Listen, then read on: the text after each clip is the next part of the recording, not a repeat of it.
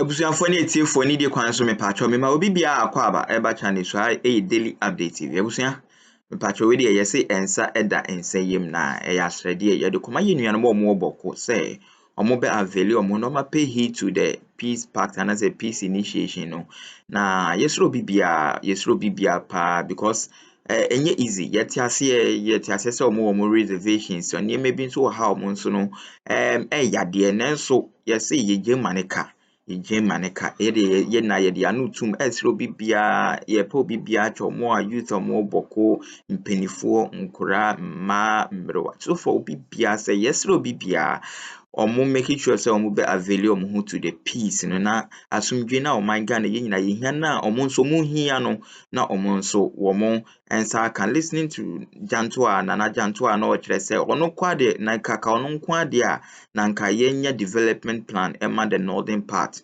na sisi ano ye mfa ne say the president cry will pay heed to that in semia or Kenya conflict na niema ebe ya how say bit my possible yesro bibia dwene obusuafo ho dwene wa ho dwene wo ma ho emma obi ma sika bi ana say obi enhye obufuo ma nkoya ade bia enye yesro bibia ye nyina ye dia no tum na ebusuan regarding to sa boko conflict ya na Col.Festus Aboakye retired we piaba abonten edi insembia abetudwa na ye beka ya that was yesterday the minority led by Intim Fojo or no so be one day and pese beka no has but ono so be led by ono some NPP MPs gurus being a moko holding press conference and as a briefing be no mo kire say omo ma aban no omo catch aban so on taking immediate steps to make sure say obey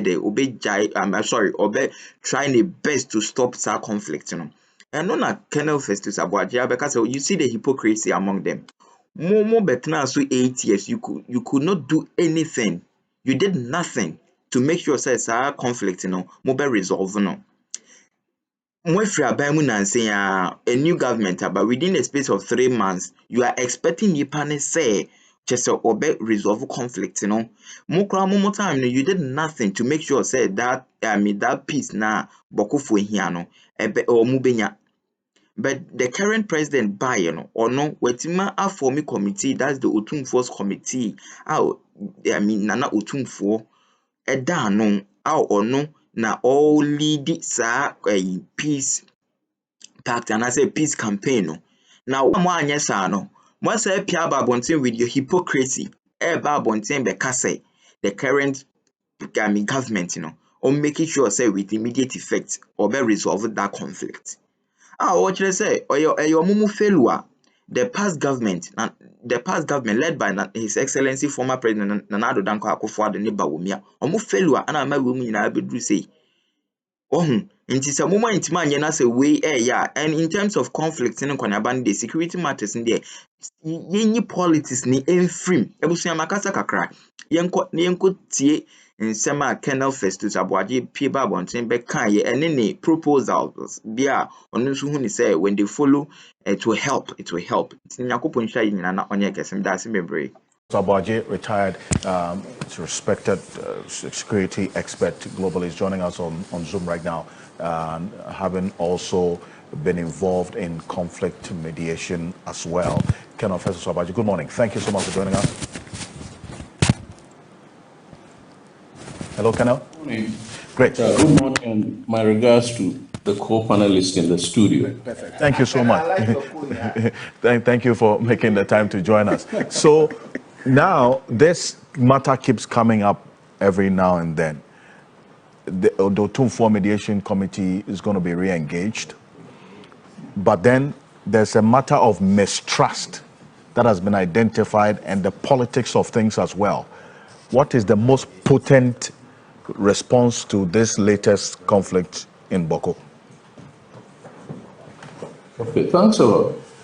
I think the most potent, obviously, is the engagement by Otumfuo. That is the most potent approach to resolving the issue. It is not the presence of the soldiers, which basically is to de-escalate the level of tension. And for some reasons, even the presence of the security forces does not appear to have achieved this objective of bringing down the level of the violence. And one reason could be that in our political culture, we don't talk about process, we don't update on progress. So 3 or so months ago, the president clearly signaled that he was going to request Ćồṅfl to engage. Shortly after his inauguration, he went to the conflict area, precisely Bawku and Nalerigu, which were very good, gestures. But then in between, you don't hear anything about what exactly that the mediation that Honorable Austin Game is talking about is doing or achieving. So for the people who are aggrieved, who are in conflict, it's like there's no progress, and that the only way out is for them to continue to engage, in violence. The other part is the elephant in the room that the Honorable Thier says we should not talk about. The politics. It is a well-known fact that one ethnic group sees one party as its ally, and that any time that party is in power or out of power or whatever it is, they have specific ways of approaching the conflict. Only yesterday, and I believe my colleagues in the studio saw the press conference by the minority. A minority that had been in power for 8 years, 8 good years, could hardly do anything about the conflict, tells the media, indirectly tells Ghanaians that this government must be up to the task in resolving the conflict. The government would only 90 days to its credit. A government which has established a mediation structure. A government whose president or leader has visited the conflict area that the previous government's leader could not do in 8 years. That is the hypocrisy of the political class, which inflames passions and adds more fuel to the conflict. The best that the political class can do is to keep quiet and allow the authority or the authorities to see how best the mediation can work. These are, just about the context of the issue. But there are others. Look, here's a conflict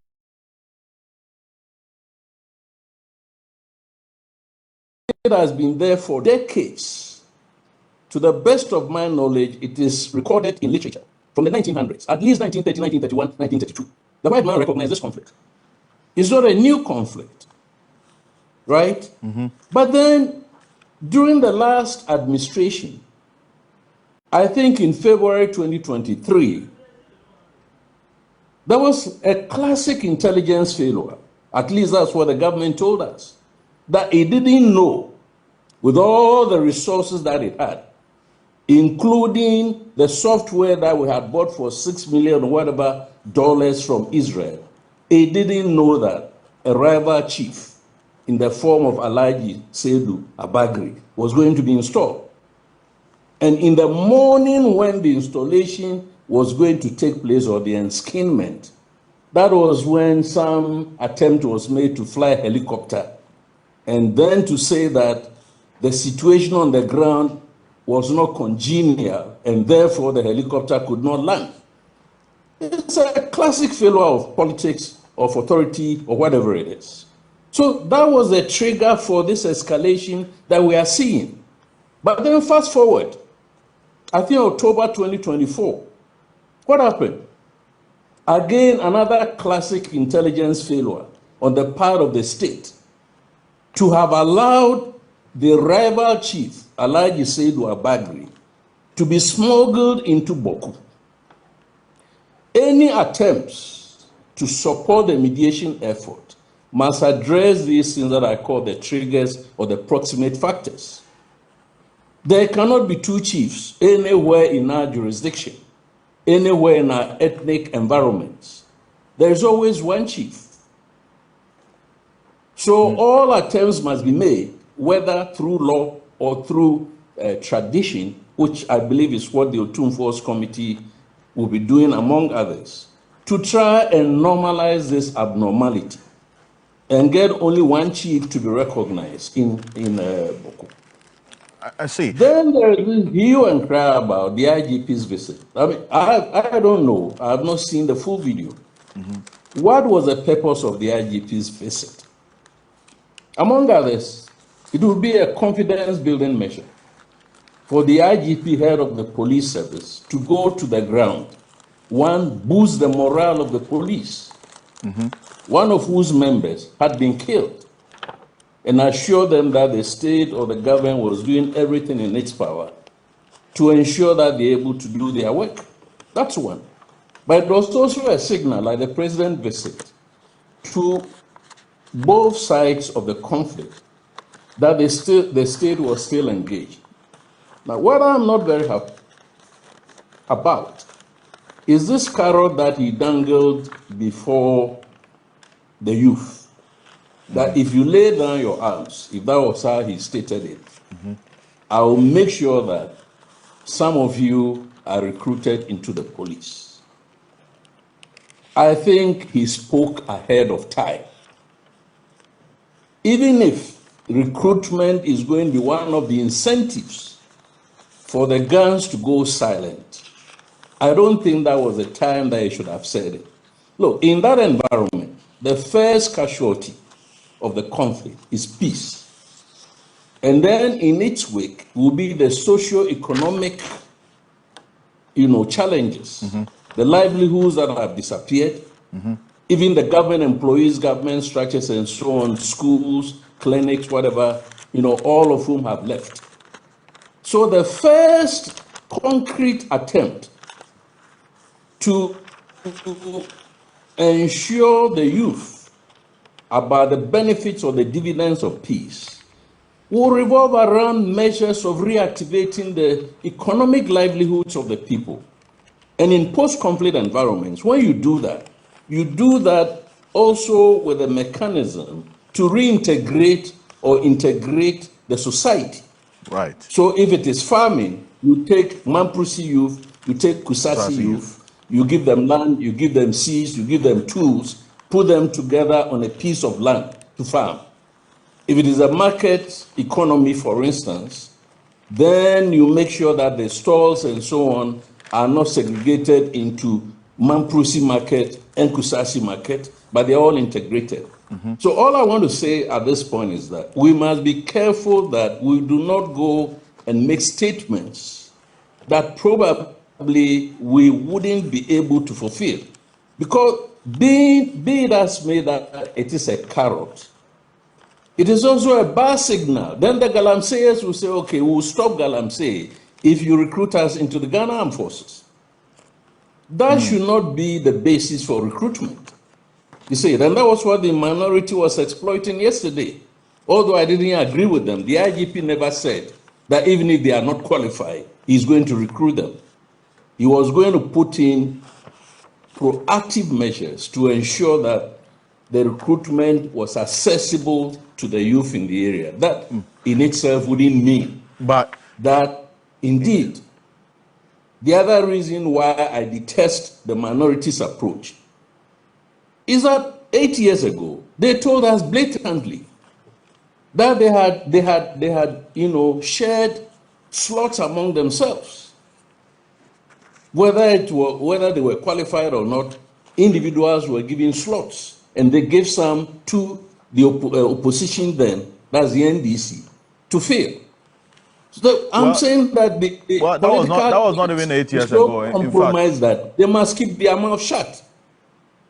Well, that was not 8 years ago. In fact, I think it was during the vetting of the Interior Minister, there was a statement of even the before sort the that was made by Alexander Afenyo, Yeah, which eventually said it was a joke and so on. Before that, a member of the opposition had, proudly stated in public that he had helped 4,000 or so of his constituents to be recruited into the security services. So the point I'm making is that this political class, and I'm using political class in the context of what the minority leader has been articulating in public, they're very danger to this democracy.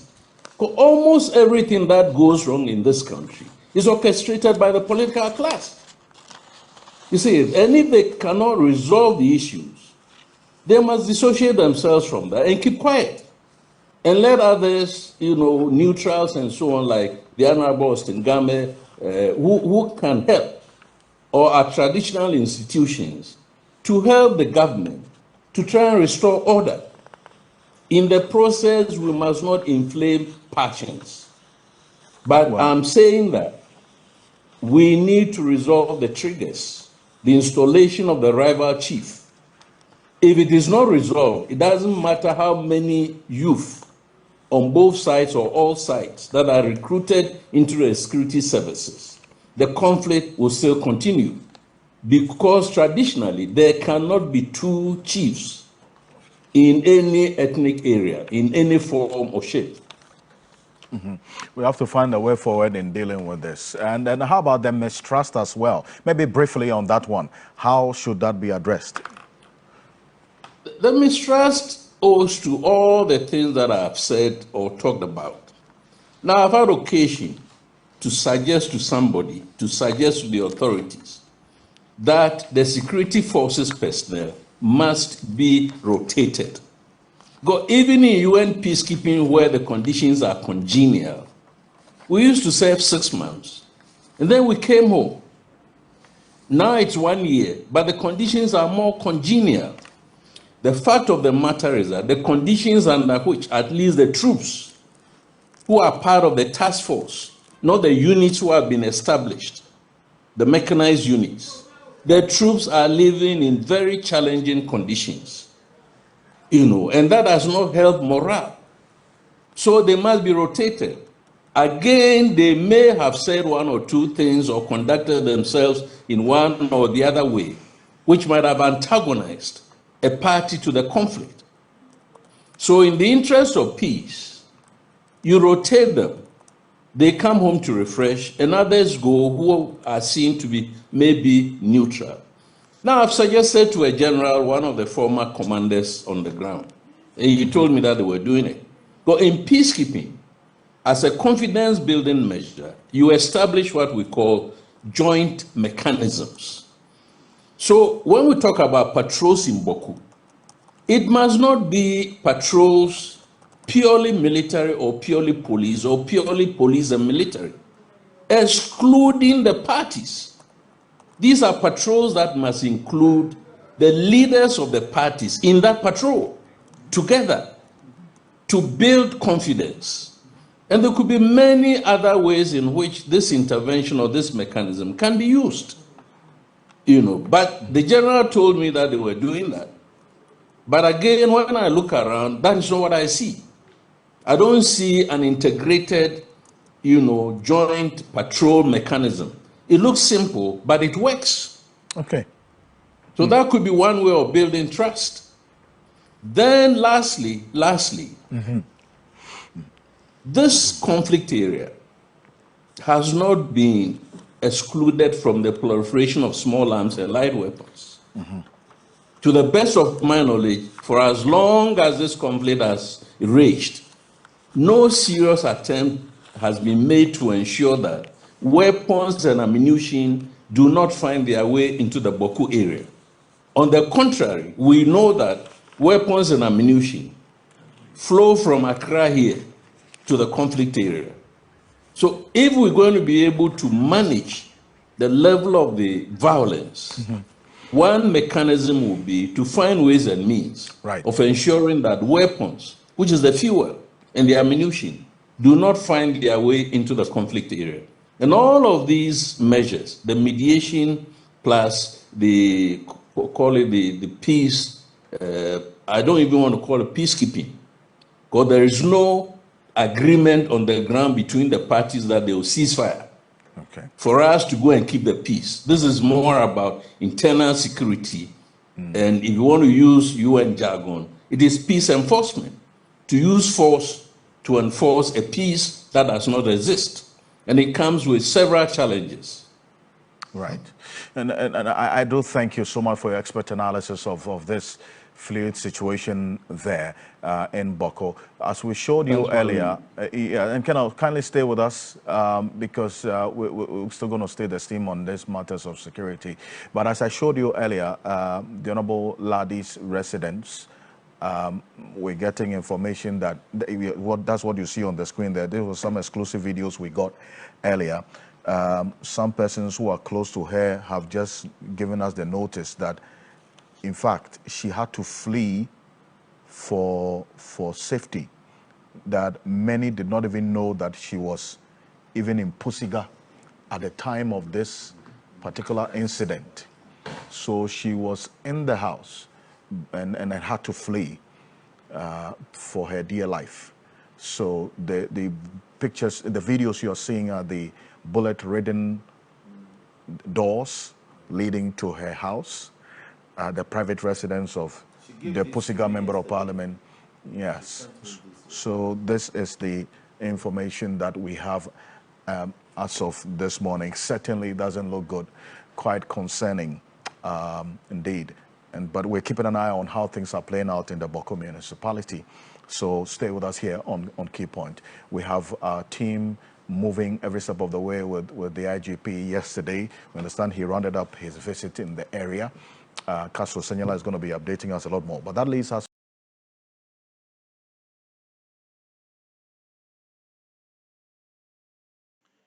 Abusia eda obi biase se wanya mre no wabenya e video ni bi so ahwe Col.Festus Aboakye wakani nyina na audio no so wakakra teni de kwan so ye de enkomo no ebesi ha no mesre obi biase obi stay tuned for more update opine with view e wo comment section ho no ye beje na yakenkan ye da obi biase stay tuned for more updates me da ase.